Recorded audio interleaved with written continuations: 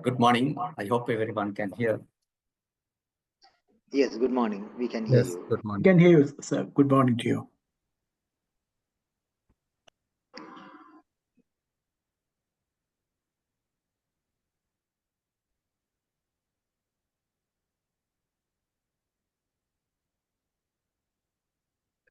Now, good afternoon, everyone.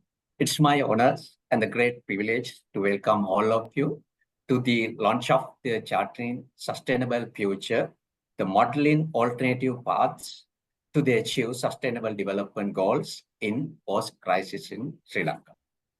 I believe that this book comes at a significant moment, offering innovative insights and evidence-based strategies to navigate the complex challenges in Sri Lanka as it is journey towards sustainable development. As the country emerged from the series of crises, this work stands hopes, providing pathways to the rebuild stronger, more inclusive, and the resilient system. We fortunate to have among us today the remarkable gathering of policymakers, academia, and the development parents. Our special welcome to the Secretary, the Ministry of Rural Development, Social Security, and the Community Empowerment, Mrs. Gangadharan, and the Head, the Department of Economics, University of Colombo. Let us take this opportunity to explore the invaluable contribution of this book. Thank you for being here today. The agenda, what we get basic, start with the keynote address by the chief guest, Mr. Gangadharan. And we look at in the different way, the traditional book launch, the author's insight, then the critical review by the Professor Chandana, and then after that, the question and answer session. About the basic introductions of this book, we have 7 chapters. So starting with the sustainable development journey and the compounded crisis Sri Lanka faced. The second chapter, what we did to identify and prioritize sustainable development goals. And third chapter, the impact of crisis on sustainable development goal in process. Also, we look at special attention to the social protection in terms of achieving sustainable development goal. The chapter number 5, impact of crisis on social protection of vulnerable groups. Also, chapter number 6, the modeling sustainable development goal financing, because the lack of resources we have to do. There we look at different scenarios. And the chapter number 7 is the policy path we look at. Before I introduce the chief, let me share one minute video just for background information. With that, I will introduce the guest.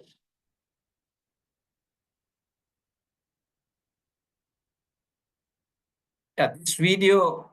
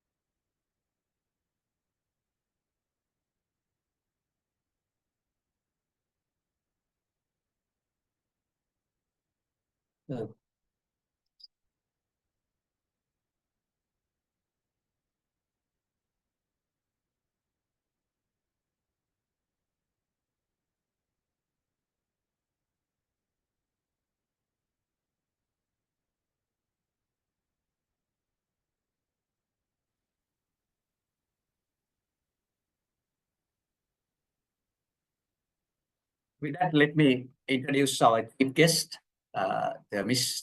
Gangadharan, the Secretary, the Minister of Rural Development, Social Security and Community Empowerment. Madam, over to you, the audience. Yeah. Thank you, Dr. Premaratne, and good afternoon to all. I will directly start this one. I think it is clear. It's audible for everyone. Yes. Okay. Yes. Thank you. Okay. It is a great privilege to join this book launching ceremony, and which is arranged by the University of Colombo. And I want to thank for you to invite for this ceremony or book launching event. Thank you very much.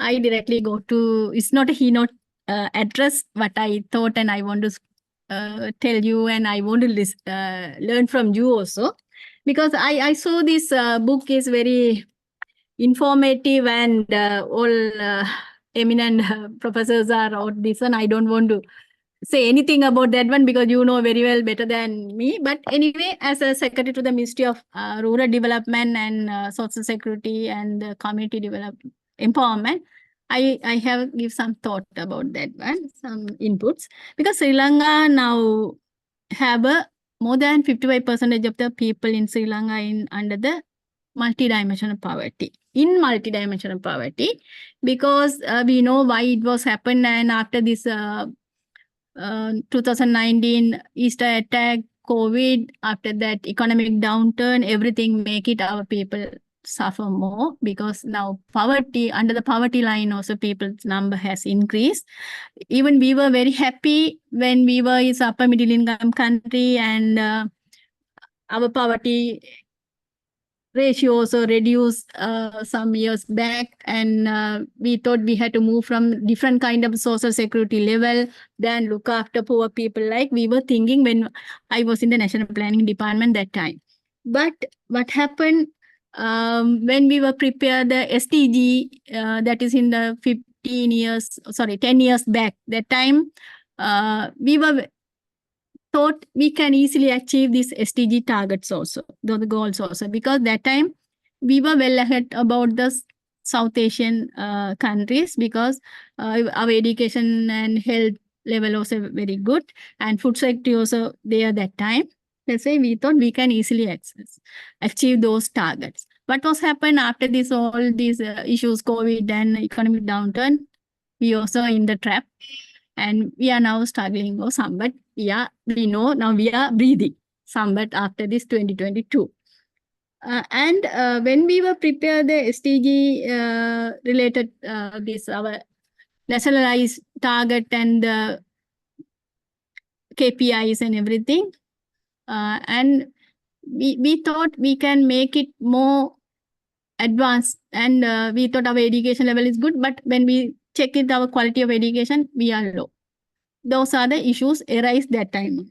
This thing, now 2/3 of the period has over. Now we have only 5 years. And that's the thing, now this SDG Council and Ministry of Finance, under the Ministry of Finance, now the National Planning Department, previously we have a separate ministry, everyone work together and we come with some kind of some targets and goals, KPIs and everything.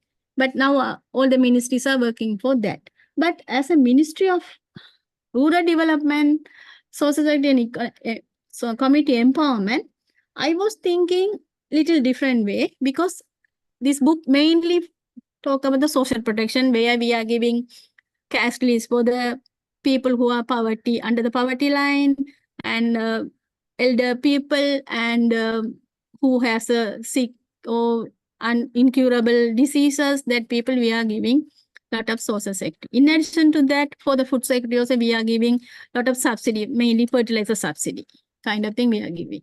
That's we all the time giving lot of assistance. Even before independence, we start free education. Immediately after independence, also we give the health also free. In Sri Lanka, a lot of things we are giving free. People making, I don't know whether we are making people as a dependent on the government all the time. But in the ministry of mainly the community empowerment, we are thinking to empower the people.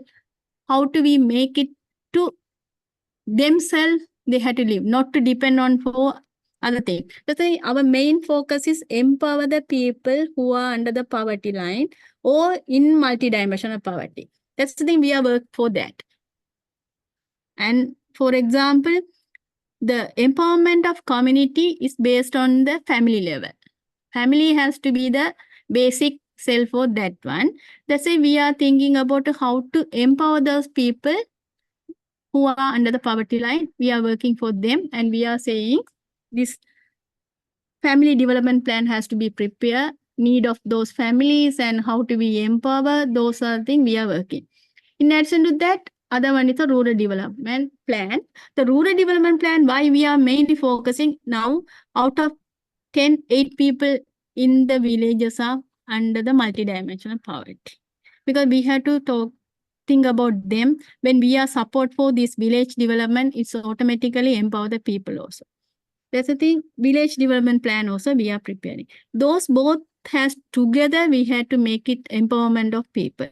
But this book mainly focusing the social protection and all food security. And I'm thinking we have to think about those people who cannot be empowered because of this one, because that people unable to empower. Because for example, elder person after 80 years, we cannot empower to do the economic activity. But some families at the moment, we are keeping as under the poverty line, but we can empower them as a make it the economic activity, and we can make them to exit from the poverty line or multidimensional poverty. That's the thing mainly we are working for that one. Why I'm saying this book give all the information related to social protection, and a lot of analysis has done. I cannot say all the chapters I read it, made the social protection chapter I read it.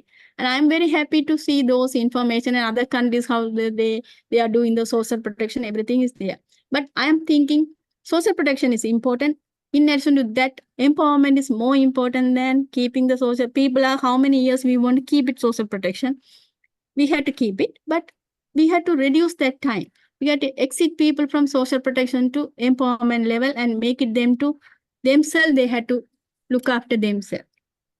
That's why I'm thinking it is not a keynote address like each and everyone. I'm saying as a ministry secretary, all these plans are targeted to empower the people than keeping them into give continuous cash relief or some kind of assistance who cannot be empowered. That people we are had to look after.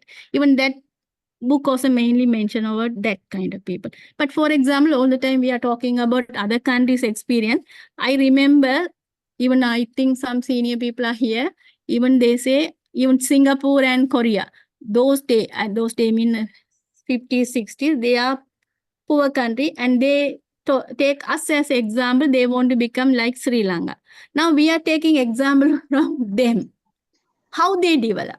That's the thing we want to study further, like that kind of countries. And I think next book launching ceremony, I am expecting some kind of ideas come for empower the people than mainly social protection, how to be empowered, how those countries develop themselves, and what are the policies they take it, what are the other, even the bureaucrats, what is the academia, universities, how to support those kind of thing is maybe good for us. We are now 21st century, 25 years, half century is also over. Still we are talking poor. I think we had to move from that poor thing to empower the people. Social protection needed. I am agree with you, because some segment of the people all the time under the underprivileged. That people we had to look after. But empowering is important, because continuously any government, anyone cannot be spend lot of funds for this one, which is the opportunity cost of the development or the economic advancement. That's why I hope next book will come with the empowerment strategies and other thing. And I hope Dr. Premaratne will be coordinate this one again with all these university professors and doctors. And that time I hope I will be here or somewhere we are going to return soon. That's the thing. And I will join that time also. Want to listen from you how to we empower Sri Lanka in the next level, like upper middle income country or even the upper level country. And only very small segment of people we had to give the cash release. And that time our social security will be the different mode. Not like look after poor people. Sometimes even the other level people also maybe have another social security needed. We had to think about that kind of social security, not to giving relief money for the people. That time the social security may be different level social security or social protection. And hope I will get new book from you in within 2-3 months. And thank you for inviting me for this meeting. It is not a keynote address. But I thought I give to you, and I read the book. And thanks again, because I have another meeting. I will listen from your side, and my people are joined already. They will listen and your thought and everything. Thank you very much. Thank you very much. See you again. Thank you. Thank you very much and your insight. And I think thank for coming. I know you are busy, and when I call you today also with the president, and this is very busy in the government, all the officers. And with that, one of the small corrections also, when we did the study, also 2 years we took us, and so the majority, now I told that including you also, understand the social protection is the like social welfare. No, this book, we look at the social protection with the combination of 4 pillars. The one is the social welfare, one is the social security, the other one is the labor market participation, other one is the social services. So all the thems, and we target the empower our for social protection. What we address here, development oriented, like you exactly said. Not the poverty-oriented, development-oriented social protection. With that, we listen from this insight from the authors. Thanks once again. If possible, you stay with us, and if you move, I know you are so busy, and you told me that you have to go.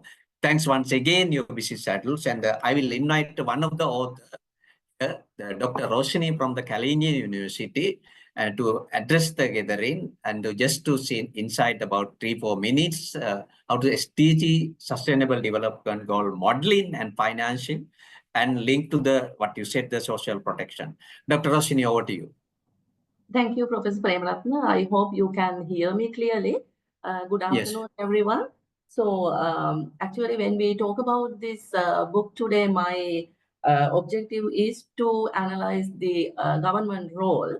When we talk about the government role in achieving SDGs at this moment of an economic crisis, is to find out financial sources to finance SDGs. In this book, we discuss about the traditional as well as non-traditional innovative financial sources. For example, as traditional sources of finance, book identifies some sources like central government revenue, local government revenues, and remittances, foreign direct investment, and foreign assistance. And also, like when we talk about the non-traditional or innovative financial sources, the book again discusses about the financial sources like blended finance, corporate social responsibility, like that. However, though we have those traditional and non-traditional financial sources, they are with some limitations. The book discusses about the limitations, and we realize those limitations, especially when we go through these different crises, COVID-19 and economic crisis. For example, if we take the central government revenue, we know that a significant percentage of central government revenue goes to recurrent expenditure. So that, in a way, it limits some financing for some available financial assistance for these SDGs. Therefore, in this book, we discuss mainly about prioritizing sustainable development goals. So when we talk about the prioritizing sustainable development goals, actually we discuss about the most influential sustainable development goals. So when I say most influential sustainable development goals, because in according to the UNDP interlinkages, they have analyzed when we invest on one SDG or target, how that affect or multiply into other targets. So that is called interlinkages. And then those positive effect will multiply into other SDG targets. So here in this book, we analyze those by analyzing those linkages, we identified 7 pillars. Those can be identified as transformative path for achieving sustainable development goals in Sri Lanka. So when I say that most influential SDGs, you might ask, others are not that much important. Yes, I say those all 17 SDGs are important, but here when we talk about these interlinkages, we can identify most influential. For example, if we take target 2.4, that is related to sustainable agricultural production in the country, if we invest on that, the positive effects will multiply into 72 other SDG targets. That is why we talk about these interlinkages.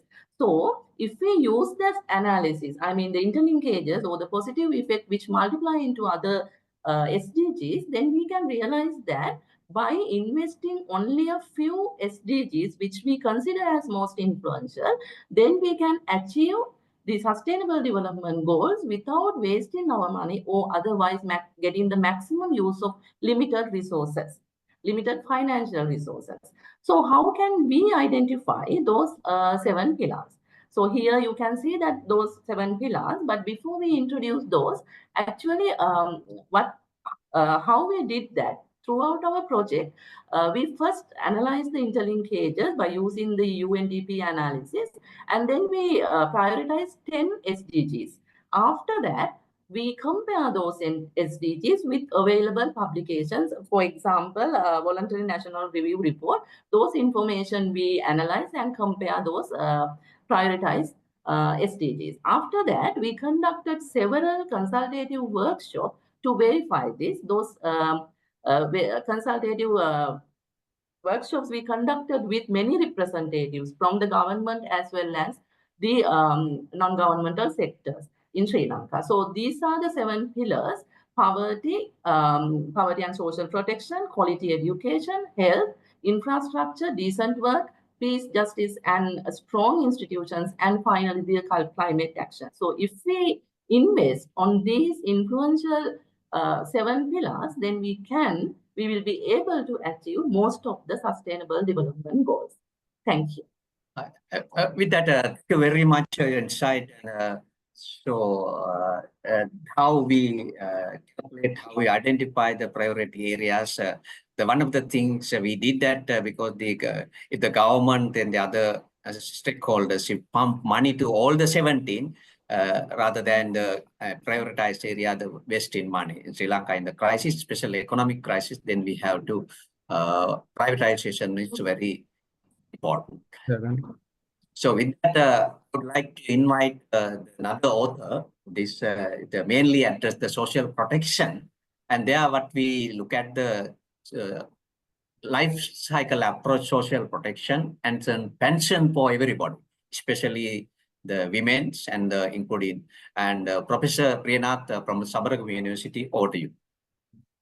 Thank you, sir. Good afternoon, everyone.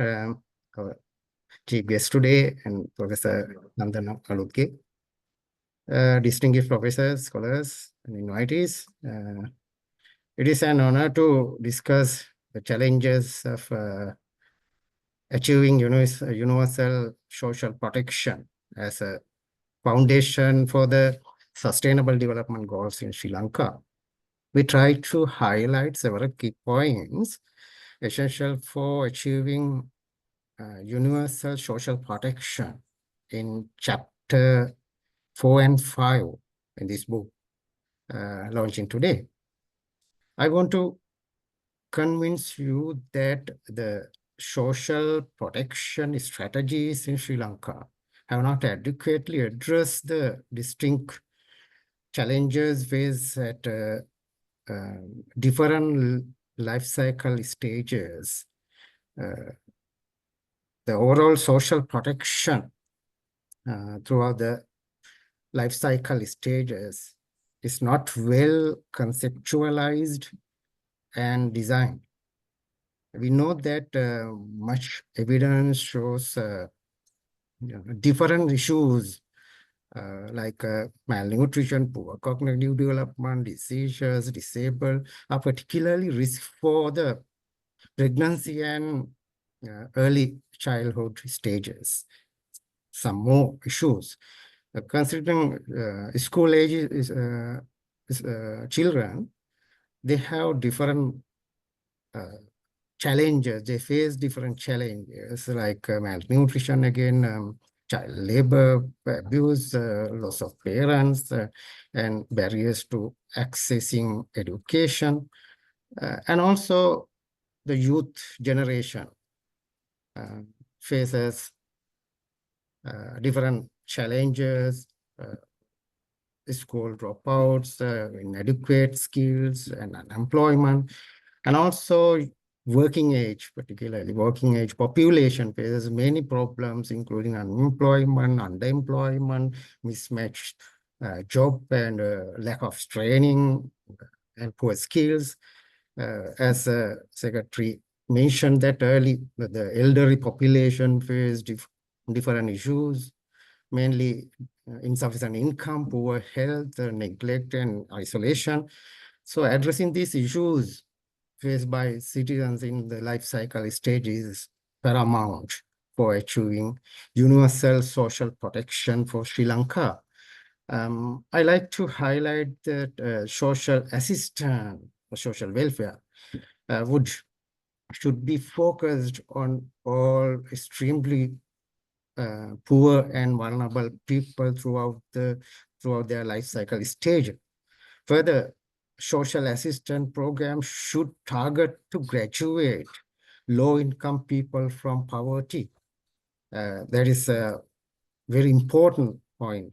And also further, considering the labor force participation in Sri Lanka, over 60% of the labor force in Sri Lanka is in the informal sector. We know that retail traders, small businesses, majority farmers are there, and also fishermen, and so on. So Sri Lanka does not have a universal social security system, universal pension for all citizens, or social insurance to protect the income risks of the people.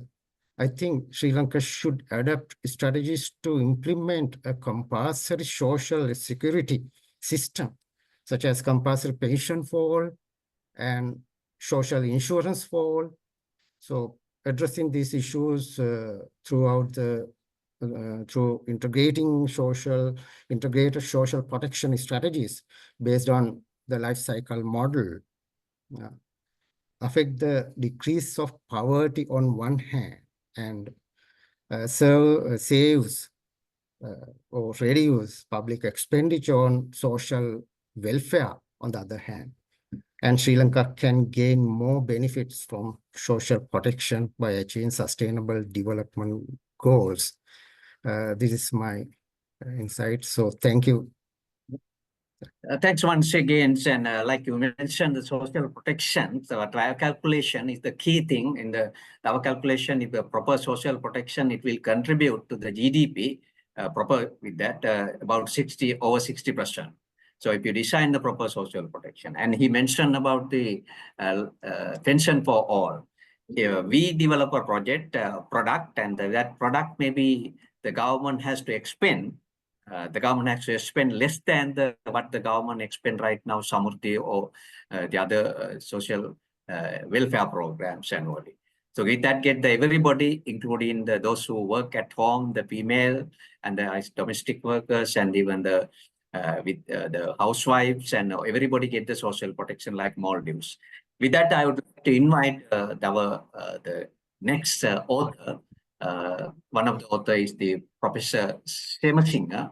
from the University of Kelaniya, the head of Department of Economics. He'll talk about the one of the our Madam Secretary mentioned the graduation. So that's the key thing right now. We spend so much money for the poverty, poor people and things, but we don't talk about the graduation. So graduate from out of the poverty and the social welfare. Over to you, Professor Semasinghe. Thank you, Professor Premaratne, and again, thank you all for participating in this event with us. Referring what Professor Priyanath explained, I would like to share our idea, not actually my ideas, but our ideas over the impact of economic crisis on the poverty and SDG trajectory in Sri Lanka within these few minutes. As you know, poverty is one of the critical social problem. That's why international agencies, international community, as well as individual governments pay their attention for over decades in order to tackle this social problem. Now, when we come to the Sri Lankan context, we all know that by 2020, during the last decades or so, the Sri Lanka has achieved a remarkable progress in poverty eradication, in the realm of poverty, right? For example, extreme poverty has reduced to 3.3% according to the national poverty line. According to the international poverty line, it was just 2.38. According to the middle income poverty line, it was just 10%. This implies that Sri Lanka has achieved remarkable progress during last decades or so in the realm of poverty. This is actually inevitable outcome of the public sector, public government funded social protection and social development policies, right? In this book, what we attempted to discuss the alternative policies that should be implemented in order to graduate the poor out of poverty, because as we know, the existing poverty targeted programs, the previous programs as well as existing programs are suffering from various drawbacks, various weaknesses, such as covering, targeting, lack of exit mechanism, efficiency, equity, as so on. So we have to think about, under the new situation, about the new approach of tackling this social problem and to graduate the poor out of poverty sustainably. This is very important, sustainably, because you know that even though we have achieved remarkable progress in the realm of poverty by the end of second decades of the 21st century, suddenly vast majority of the non-poor fall into the poverty bracket, right? This implies that those non-poor are not actually sustainably getting out from the poverty. That's why we need to pay our attention on the sustainable poverty reduction, right? In this case, we thought that we have to think about novel approach by using the lesson learned from the previous poverty targeted programs, right? Now, as we know, the various programs during the last 2-3 decades targeting poverty and social development were funded along by the government.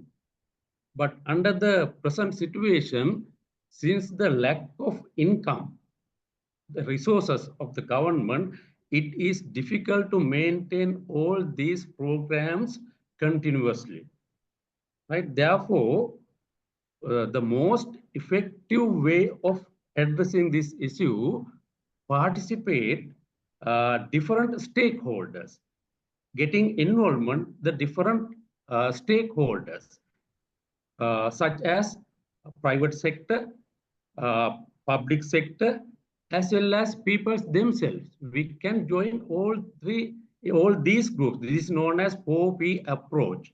We can join, we can get involvement in all of these parties in designing, in implementing, and monitoring poverty-targeted programs, right?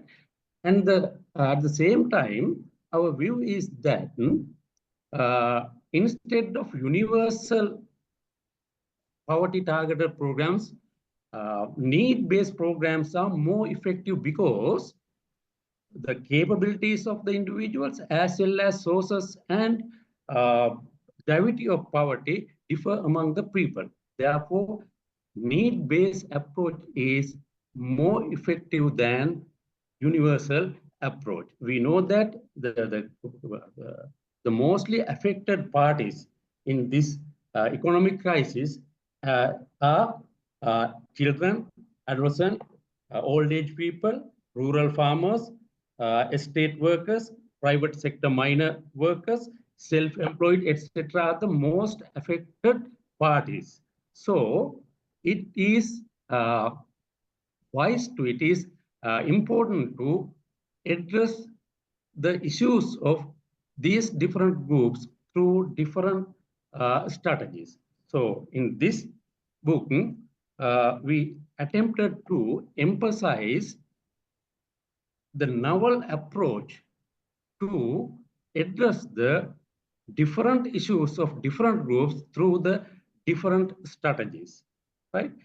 At the same time, it is important, as the Secretary mentioned, the social mobility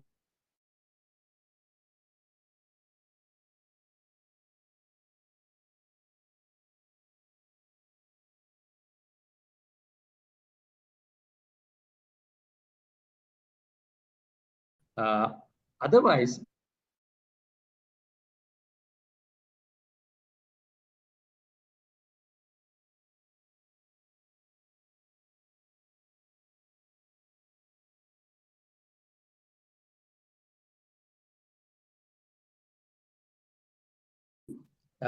establishing by taking into account the lessons learned programs, we suggest to establishing robust selection and exit mechanism for all programs targeted poverty alleviation. As well as for more efficiency, we have proposed to centralize the administration of all similar programs under the single institution, because we know that in our country there are a large number of programs conducted by different institutions. This may happen. Because of this, the efficiency and administration is difficult. So okay, thank yeah, right. sorry, yeah. Go. I took more than 5 minutes, so that okay, right. That's why we attempted to emphasize through our books. Thank you, Professor Priyanath. Thank you very much. And what he mentioned in the drop into the professors, Priyanath mentioned into the drop into the poverty level, if you don't address the proper stage of the life cycle, social protection. And one of the thing is the social welfare, and we talk about the poverty and the poor. The graduation is one of the important, even the novel approach, but the current government also looking at the 4P approach, that is the people, public, private partnership. With the people participation, it's very important. The video I saw that the people have different way thinking, the discipline is the key area. With that, I would like to invite the other author, the Dr. Sumanadasa. Is a discipline part very important, and the good governance. How the good governance, we address this one, why it is important, the sustainable development goal approach, achieving, and also the climate change also. Maybe he summarized what we had a book quickly. Dr. Sumanadasa, over to you. Secretary, the Sri Lanka Economic Association, Dr. Sumanadasa. Thank you very much, Professor and distinguished participants. Out of the 7 most influencing SDG goals, we identified governance and climate action as 2 other important goals. Governance is related to Sustainable Development Goal 16, peace, justice, and strong institutions, which is essential for an enabling environment. Achievement of Goal 16 depends on 7 targets: reduction of violence, protection of children, rule of law, access to justice, combating organized crime, bribery and corruption, etc. Now, why Goal 16 is so important? Because of all worthy objectives such as economic growth, political modernization, protection of human rights, all hinge on the operation of rule of law. This is the key to achieve most of these targets. A network analysis has identified 10 top SDG accelerators relevant to Sri Lanka. Target 16.5, that is the eliminating bribery and corruption, has been ranked as the 2nd top accelerator, implying its strong influence for achieving all the 17 SDG goals. Our study found that necessary regulatory mechanisms, legal frameworks, policies are all in place to ensure peace and justice. However, there are gaps in the implementation and monitoring, such as lack of strong institutions, weak governance, that undermine Sri Lanka's long-term growth potential. Such weaknesses are often reflected in policy unpredictability, weak public service delivery, and administrative red tape. Now, let us examine the status of a few indices pertaining to governance. Access to and affordability to justice on a scale of 0 to 1 was around 0.45 in 2015, which dropped to 0.4 in 2021. Safety perception index remains low, around 60% of a scale of 0 to 100. Corruption perception index low at around 40 for the last 15 years. Press freedom index was higher, around 60 in 2016, but it has gone down to 40 in 2021. So Sri Lanka has not improved its level of performance related to governance until the new government took office. Poor performance of SDG 16 targets deter investments and undermine public confidence. Given what is said, it is imperative to implement policies and strategies to tackle bribery and corruption, the number 1, which is critical to accelerate socio-economic progress. If I come to the climate change impact, which poses immense losses to the economic and social life. In 2015, it cost 99.8 billion to the economy, estimated. 149 billion in 2017 estimated cost to the economy. Now, the country would experience economic losses in the range of 6% of GDP under business as usual scenario for the period 2010 to 2050, unless we take proper measures for adaptation to the climate impact. Over the last 2 decades, Sri Lanka has observed a concerning decline in climate action. There are serious gaps that limit effective adaptation actions against climate changes impacts in all sectors. And this is an area where we can easily obtain international financing as well. So it is the governance which is more critical on all the SDG goals. Thank you very much. Thank you very much. And with the key event today, the book preview, and so I would like to invite Professor Chandana, the head of the Department of Economics, University of Colombo, take the book and give critically review. Over to you, Professor Chandana. Thank you very much. Dear distinguished authors, the book, S.P Premaratne and other invited guests, and Professor Semasinghe, the invited guests.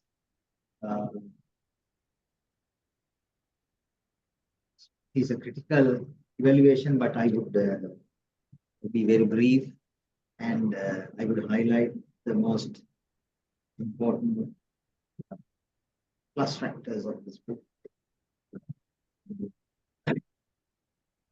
The very timely topic because these sustainable development growth expectations are there. Then unexpectedly, there had been a crisis situation in Sri Lanka, and it is not only in Sri Lanka, some other countries are also involved. So then the impact would be severe on countries like Sri Lanka because some domestic difficulties as well as difficulties or challenges originating from the international, the global economy.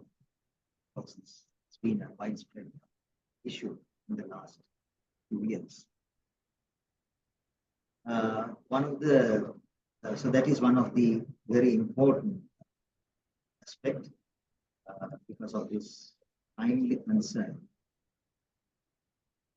So then all the authors have taken this seriously, and then this sustainable development goals, whether it will be achieved at the expected time or not. The question is asked, and they are giving a very, the second aspect is very user-friendly or reader-friendly discussion. I glanced through actually all chapters. It is very reader-friendly, except for one chapter, because it is, by default, it is little technical because it is modeling sustainable development goals in order to provide good analysis.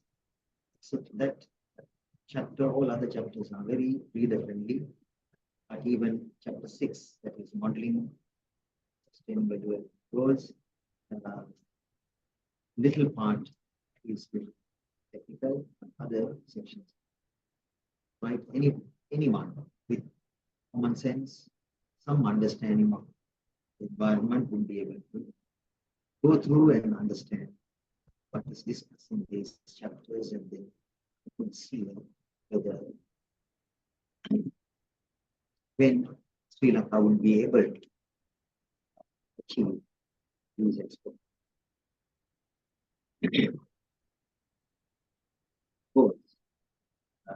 The last chapter, authors are highlighting pathways linked to policies, how with these challenges, how Sri Lanka would be able to achieve these set targets. And I think that is the most important and interesting chapter in this book, the path.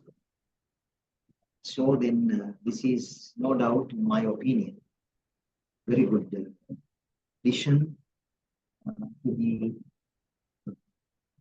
knowledge.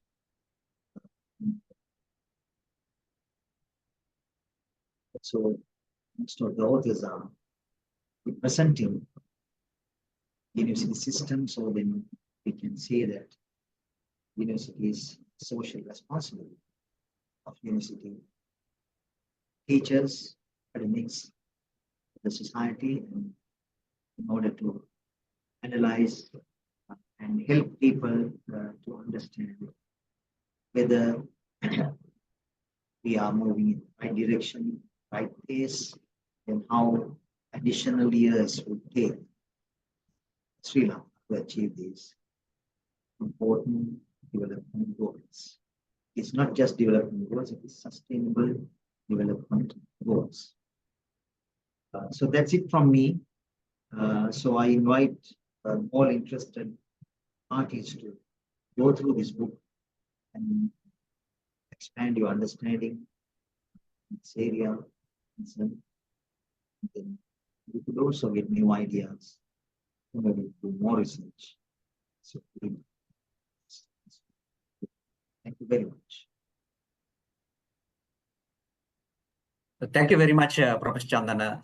So your critical, some of the chapters you critically look at, and so with the time permit, I think we gave to you very recently. So maybe you didn't have much time, but it is still the very insight of the book, especially the last chapters and the other chapters looking at. With that, I would like to maybe invite the audience, anyone, and we can give any so any questions to the panel here, and now the floor to the audience. Discuss about the 10 minutes the social protection, especially the sustainable development goal with this crisis situation. What the new government, has to pay. So begin with the discussion. I would like to ask anyone of the authors and to say what kind of message you would give to this current government, because we know the current government is with the majority came. What kind of message you would like to give this to the current government from this book? Anyone from the authors, and maybe Dr. Roshini?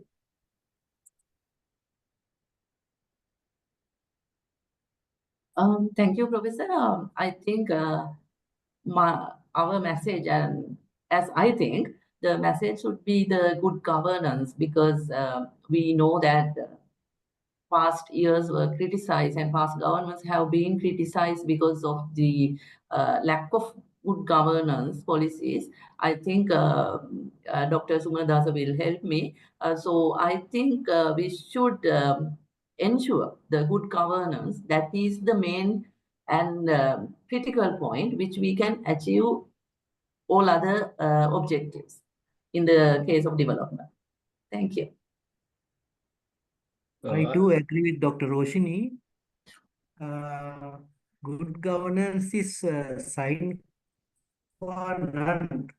That is a necessary condition without which we cannot achieve other desirable goals. Now, experience shows that we have not been able to attract foreign direct investment, to incentivize our own people, our own entrepreneur class. So all these facts shows that there is a need to go by the principles of good governance. So this is the key. I think the present government is also won the election on the mandate of good governance, and they appears to be committed to that, so they can draw a lot of lessons from this book. Thank you. Okay, I am Nimal Navaratne. Thank you very much for your invitation. Actually, when we are discussing about sustainable development or social changes, we should have to pay good attention on attitude changes. If you are able to add some chapter in your book or in the future book, how we can change our human attitudes, or our Sri Lankan people attitudes to get sustainable, about the sustainable development or any other things, it will help it will add more value to your book. Because according to my experience, I have known that in the developed countries, the people, they never ask any help, what they have met any accidents or any collapse of the economy. They are not asking some help or assistance from the government. But in Sri Lankan, people have that kind of the attitudes. When something happened, they are saying government didn't come, people didn't come, or officers didn't come, and etc. I think this is the outcome of the colonizations. But however, still we have that kind of the mindset up. We need to think about how we can be change that one. I think it will help you. Thank you. Thank you very much, Navaratna. That what you mentioned, the attitude change, the discipline, that's what one of the areas what we had the book. And the video also, the background first saw that one. And another thing also with the colonization institutional setup. That I think that we are aware that this year the Nobel Prize also got the 3 economics also addressing this thing. With that, any input or any side discussions, anyone, maybe we can have another 5-6 minutes, then we can wind up the session. Anyone?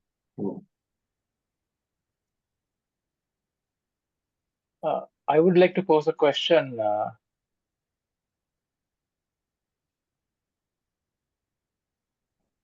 To Mr. Nuwan Piris, we can't hear that now. Can you hear me? Now can hear. So like Dr. Sumanadasa pointed out some critical aspects about, for instance, he mentioned about the corruption index and all the indices in the world, and then how we perceive matters realistically. Do you think, sir, that one of the most important things that we see in the Western countries and why they have developed is that they have what they call the legislative action? I mean, parliamentary select committees led by the opposition. Even at provincial government level, we don't see the provincial select committees functioning very well. So don't you think that the fundamental aspect of all these policy making and national consensus building is due to the fact that we don't have a parliament in Sri Lanka functioning, and also the provincial council provincial council select committee is not functioning, because that is where policies are deliberated. And even in USA, we see the US legislature, state legislatures functioning, and even at European parliamentary level, we see select committees functioning. We give evidence and we have a forum to discuss. So don't you think that we lack the fundamentals to move ahead? So that whatever that you are discussing here, that quadruple fee model, all these cannot be implemented because that we don't have a common forum like the legislature to implement, that is select committees. That's my question. Thank you very much. The other question is very good insight information, and Dr. Sumanadasa, you would like to respond it, rather answering maybe your ideas? Yeah, thank you very much. That is correct. I wish to add some other fact in all these levels of governance, central government, national government, I mean the local provincial councils as well as the local authorities. There are provisions to involve people, citizens, in their committees, so they can get together for proposals, reviewing, budgeting, operations. But in practice, these legal provisions are not put into action. So we hope the future government will consider those aspects, which are very, very critical. Thank you. So any other ideas, even not only questions, and maybe as a very wonderful gathering here, maybe experts there, maybe you can put your ideas. And so, Professor Premaratne, there are some questions posted in the chat box. Yes. Okay. So Dr. Roshini, you can look at and just respond. Yeah. Of the question, I think Dr. Gunasinghe, there is a question there. What is the macroeconomic implications of this addressing sustainable development goal? And Dr. Roshini, I think the best person to answer that or maybe give some insight in that. Yeah, thank you for the question. And in this analysis of SDG financing, actually we have analyzed 4 scenarios.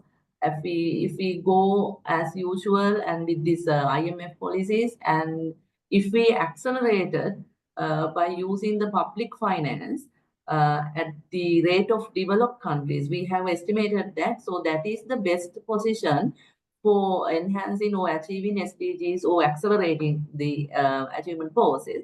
So I think according to that, we have to increase the public finance on SDG financing. But because this is very important as we are in a crisis situation, private sector investment wouldn't be that much high, because they know that the profit, because they are looking for profit. But in that case, the government should play a significant role in achieving SDGs, and they have to increase, and with that good governance things, they can, if they increase the public finance, I think, or the public capital formation, that is the main thing which we need at this moment to accelerate the process of achieving SDGs.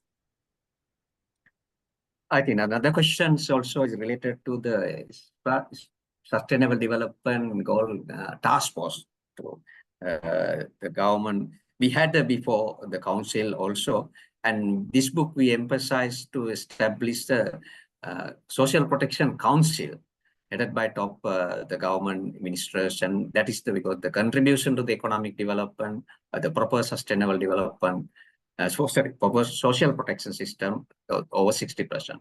That is very important, and the government would take then action to develop the council. And because this social protection link to all the sectors, all the industries, so that so if we have maybe another 3-4 minutes, and there is one question from Mr. H.M.S Priyanath in the chat box.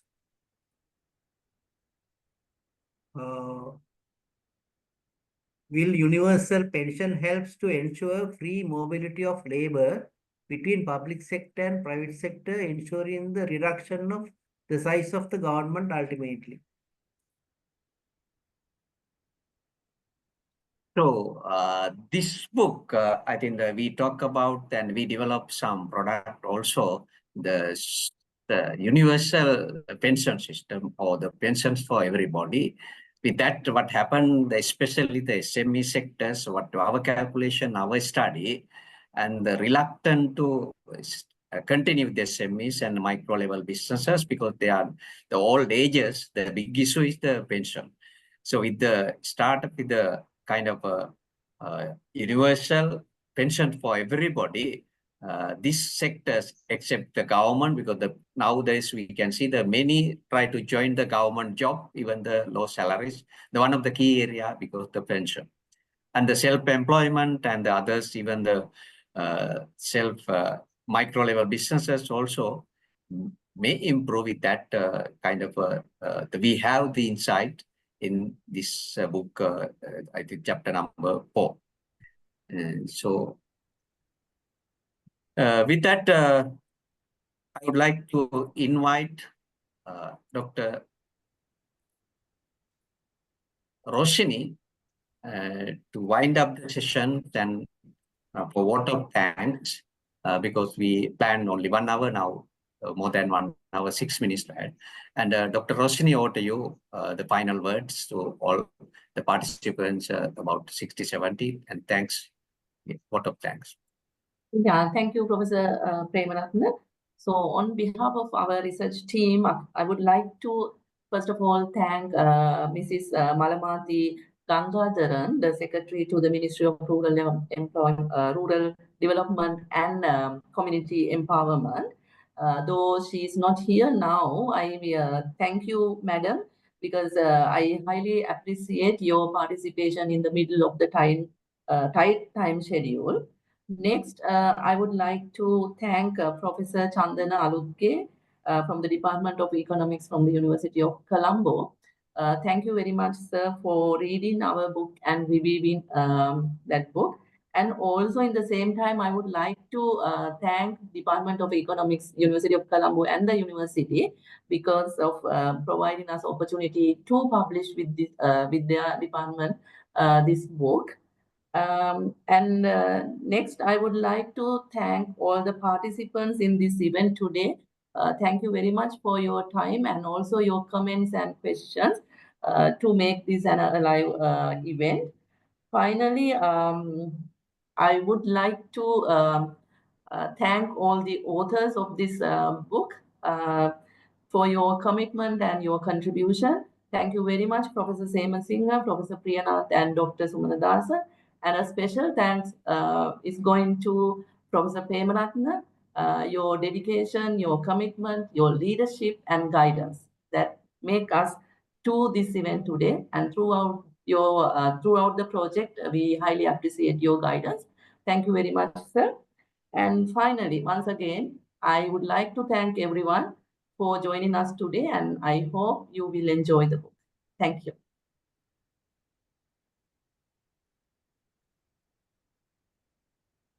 Thank you very much for all, and we will wind up the sessions. And so, good evening. Bye-bye. Okay, bye.